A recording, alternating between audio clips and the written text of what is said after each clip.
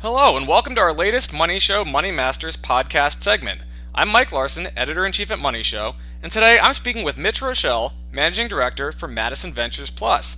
Mitch, thanks for taking some time out to chat today. Mike, good to see you. Look forward to seeing you in Vegas in a couple of weeks. Yeah, it's hard to believe it's right around the corner, huh? Looking forward to it. Mitch, your area of focus in specialties real estate, so I wanted to start by, big picture, asking you what your take is on the state of the market there, starting with residential. I mean, where do things stand? There's all these conflicting headlines out there, so I'd love your intelligence on that. Yeah, so let's break residential into two discrete but overlapping baskets. First is single family homes, which is, if you're listening to us, watching us, it's the thing that's near and dear to everyone's heart because you either own one or want to own one or thinking of selling one.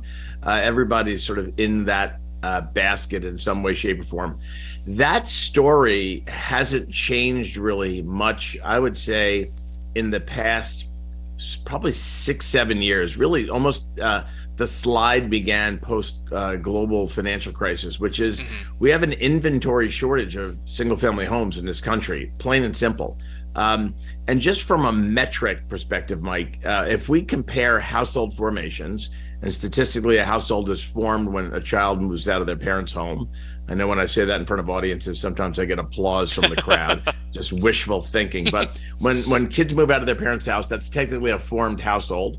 If you compare that in the aggregate since the global financial crisis to the construction of both single family and multifamily homes, you'll notice there's around a 3 million household gap in the aggregate, which has largely been growing. Yep.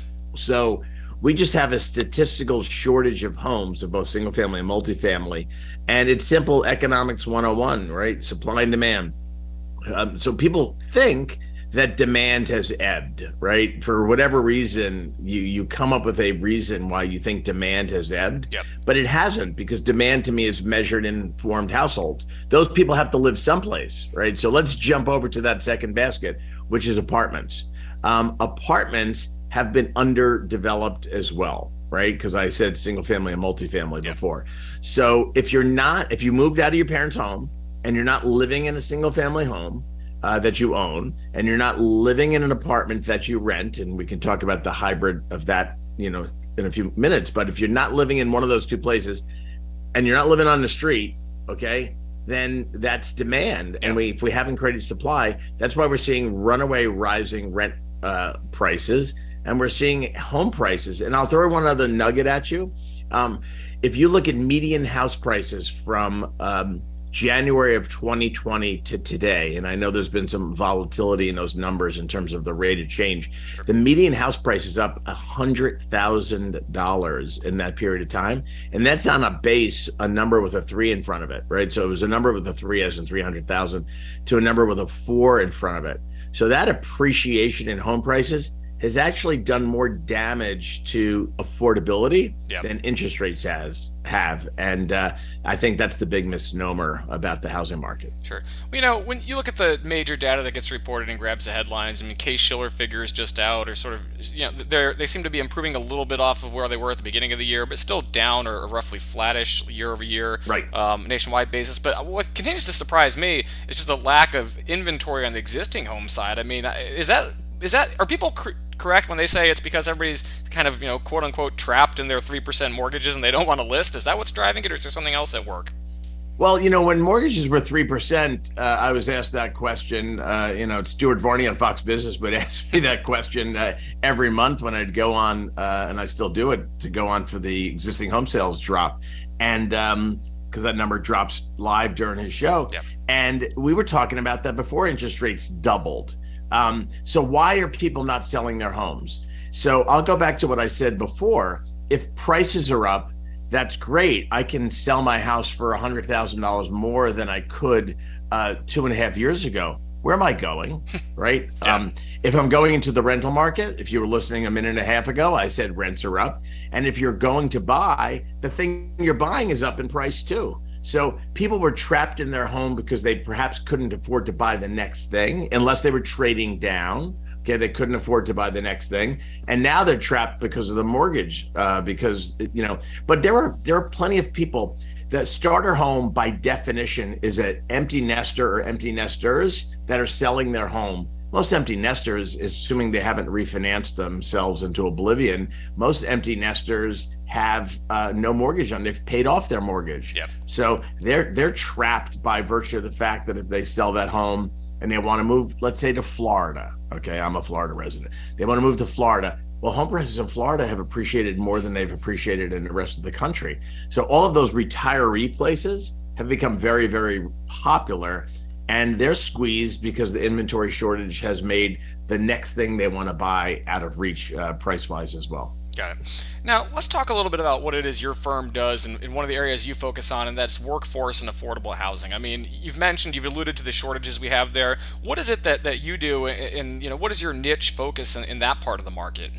Yeah, Mike, thanks for asking. So what's really interesting is I just talked about the problem, right? Which is a housing shortage and an affordability shortage and affordability crisis and availability problem leading to an affordability crisis. So how do you fix that? So we have a bunch of different verticals at Madison Ventures Plus that are focused exclusively on workforce housing. Yep. So we have a vertical in California that's building homes to rent, but in more of an apartment format. We have a vertical that's first project is in Florida that's building single family detached homes to rent. I'm going to come back to the two of them. Yep. And we actually also have a vertical that's in the mobile home park business, because let's not rule out sort of well amenitized mobile home parks with really beautiful double wides in them. That's a place for people to live also. That's considerably more affordable than the traditional stick and brick built Yep. home. And it's an entry point for people who just want to be even, in a home that they can own on land that they rent. Okay. So the problem is, I've said this before, why are builders not building, right? So we have excess demand. What's preventing the new construction supply? And I refer to it as the 3 L's: land, lumber, and labor. Okay. Land prices are up because of the supply and demand dynamics. Lumber prices are a proxy for all building materials, and labor. Gee, I don't need to talk about the labor crisis on the MoneyShow. Sure. It's a macroeconomic conundrum. So how do you fix that? You have to build differently. If you build stick by stick, brick by brick, the same way every home builder builds, you're going to find yourself trapped with the labor problem and the lumber problem. Okay. So what we're doing in our two verticals is we're building differently. We're building not prefabricated, but in a factory, we're building all of the panels that are the home. Okay. We deliver those panels to the job site. The panels get pieced together. I don't want to say it like an IKEA piece of furniture because it's not. It's higher quality than IKEA, and you don't have little Allen wrench that you're trying to put the house together with. But we assemble the home on site, but it gets put together in weeks as opposed to months. Yeah. Our vertical that we have in Florida, the one in California is called Angeles Madison Residential. Our vertical in Florida is called Modern Living. And in Modern Living, what we're doing is we're doing something very similar, but because it's Florida, we're building out of steel panels. Because of the hurricane risk in California, we're building out of wood, but we assemble homes on the site. We don't build homes. So we can literally construct in a matter of weeks. We're cutting out time, which is money. We're cutting out time, which is labor, and we're cutting out waste in building materials. I challenge anybody listening to me to go to a tract development, a traditional site where single family homes are being built and not find dumpsters filled with brand new lumber and other building materials just wasted. Yeah. Because they cut everything at the job site and they just throw out the excess. Okay. That's money. Okay. Time is money, materials are money. So we've sort of re-engineered that process to have virtually no waste, virtually no time waste, virtually no reliance on subcontractors that don't show up and slow you down. And we're taking the savings, and I hate to sound like a bad infomercial, but we're passing the savings along to the customer, which is we can rent that home for less money. Yeah. Because it didn't cost us that more money. So that's what we're doing in Modern Living in Florida. That's what we're doing in Angeles Madison Residential in California. And then the mobile home business, the problem with the mobile home business is it's not very institutionalized. It's very mom and pop. And what we're doing is we're bringing an institutional mentality to a business that's been very mom and pop. Mom and pops live off of the cash flow from their communities. They don't reinvest in their communities. If pickleball, I'm using a real live example, if pickleball is an amenity that matters to the community, they're not building the pickleball court. Why? Because they'd rather keep the cash flow for themselves. We buy it, we put in 5 pickleball courts, like whatever the community wants, right? We fix the road, it hasn't been fixed in 10 years, right? We do things, we create a clubhouse that doesn't exist. And when you bring institutional capital to a non-institutional asset class, the people who benefit aren't just the investors, the residents are benefit as well. And that, you can't raise rent in a place that you haven't done anything from a value proposition to warrant it. You build amenities that people enjoy, then you have an opportunity to raise rent. So there's a return on that invested capital. So that's what we're doing. We're excited about it. And I think when you meet a crisis or a problem in the marketplace with an intelligent market-facing solution, you get a lot of traction around it. Doing Einstein's definition of insanity, like home builders are doing the same thing over and over again, expecting a different result. And we're doing things that people haven't done before, and we're getting the result that we expected, which is transformation. That's great. Now let me ask you a question about another sort of approach that's talked about a lot to help with affordability. We've got, on the one hand, on the commercial side, a lot of empty office property. Well, shoot, we need more residential. Why don't we retool some of these commercial buildings from residential and so on? What are some of the biggest drawbacks to that approach, and or do you think there's a way to do that smarter and more effectively than is happening now? When you say office building and you close your eyes and picture one, you're going to go to an urban setting. Like most people just go to an urban setting. The requirements of a place where people live in an urban setting are much different than the requirements of a place where people work in an urban setting. So you may not have parking, all right? You may have the building is just constructed differently. It doesn't mean it can't be done. When Lower Manhattan, this is 25 years ago, became a ghost town because companies were moving out of their Class C buildings in Lower Manhattan and moving to Midtown, or even moving to like Jersey City. I'm sorry for speaking like a New Yorker for a second.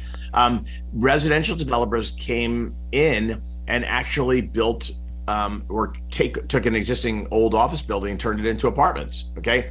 I refer to one of them as vertical home builders. I should have gotten a royalty because they put it in their, they put it on their website. This is like 25 years ago. But what's interesting about that business model is people didn't move down to Lower Manhattan to live until the first supermarket was built. You talk about field of dreams, like somebody built a supermarket and boom, people just showed up. So you need infrastructure to enable people to live there. But there's no reason in a suburban setting where you have an empty office building, you already have parking. It's probably easier to convert a suburban office building into apartments. But the retrofit cost is very high.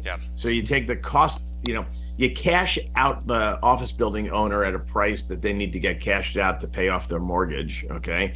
And then you add the retrofit cost to taking something that was never built for apartments and turning it into apartments. Sometimes the number, when you add A plus B, it equals C, and then you look at the cash flow, the return just isn't there. But it can be done, it will be done, but I don't know that it on scale is going to solve the problem. Well, in the time we have left, Mitch, let's pivot a little bit just to kind of the market impact of real estate and economic impact of real estate. I mean, obviously in the last cycle, real estate the residential side was a huge part of the upswing and a huge part of the downswing. There's been some concerns out there I've heard thrown around about commercial mortgages and defaults and delinquencies maybe hampering the banking sector. Do you think real estate is going to be a big contributor to the economy or a detractor from the economy in the rest of this year and next, or is it really kind of more of a sector-specific thing that investors need to be concerned with? Were you reading Barry Sternlicht's press clippings? Barry's been calling it a Cat 5 hurricane. There's certainly repricing that's going to take place in commercial real estate, and lenders are going to fall victim to some of that repricing. Okay, it's inevitable. What's interesting about it is it's the office sector that is sort of on the tip of the spear in terms of where the problems are. Whereas office buildings haven't really led downturns in the past. Maybe they have on the margin, but not, if I told you it was retail, you wouldn't be surprised. If I told you it was the death of the mall, you wouldn't be surprised. Now we're talking about office buildings.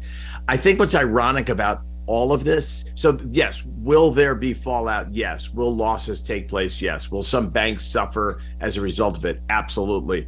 But if a bank's loan to value ratio of their on book commercial real estate mortgages is 50%, they may just be fine. Yeah. It's the stuff that gets in the securitization, the commercial mortgage-backed securities world.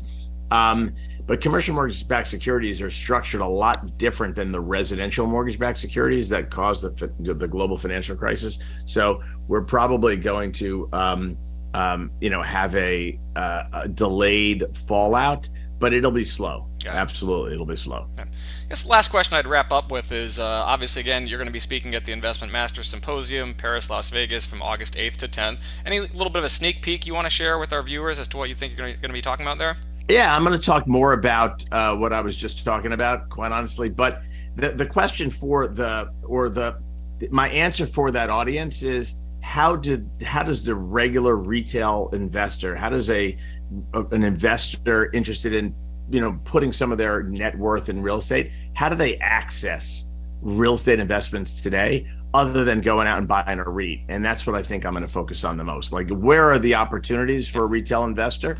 Where are the opportunities for institutional investors? Where are the opportunities for family offices? That's where I'm going to go in my session. Awesome. Well, Mitch, thanks again for your time. I really appreciate you taking some time out to chat. Everyone for watching, thank you as well. You will be able to see Mitch and dozens of other experts talking about everything from real estate to stocks to commodities to private market opportunities at that Investment Master Symposium. Just check the link in the video description below to find out more on how you can join us. And Mitch, thanks again. You bet. Thanks, Mike.